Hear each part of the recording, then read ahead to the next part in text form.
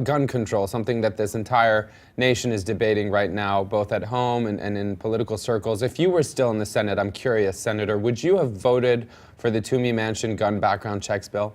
Compromise? Yes, I thought that I thought the two of them, Senator Toomey and Senator Manchin, both were very courageous and very thorough in the way they approached the compromise, because they're both gun advocates, as I am, but they saw that there is a void in the area of background checks, and that is that legitimate gun stores do the background checks. They're required to by law. Mm-hmm. And yet, if you go to a gun show or just have an exchange of guns somewhere, you're not under that same requirement.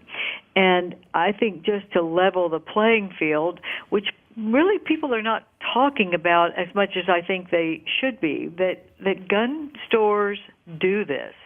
So why wouldn't every person that actually gets money for a firearm in a sale have the same requirement? And I think it's minimal.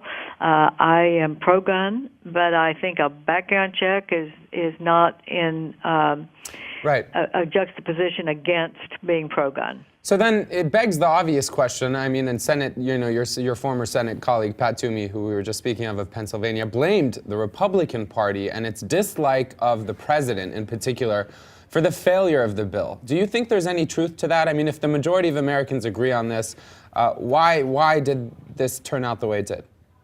I don't believe, I would disagree, I would say, with Pat Toomey on that point. I don't think it was an anti-Obama move. I think that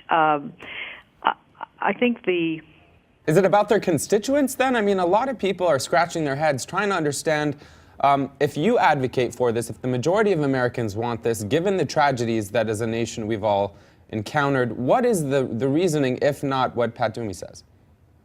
Well, I think that there was the concern of people who did not vote with them that their vote could be construed as gun control, which if you read the amendment and you understood that it is just leveling the playing field so that we know as much as possible, and in fact, I think we should add mental health fitness to background checks. I just think mental health and background checks for people who are going to own a firearm is not unreasonable, and it's not gun control. And I think the fear was that it would be construed as gun control.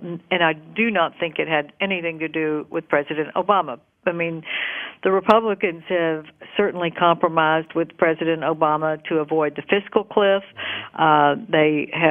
They're working on budget cuts and trying to come to terms with President Obama in a way that moves the ball forward in many respects. But I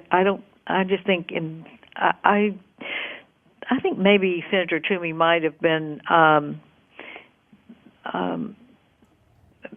misunderstood, because I just don't think that was a factor.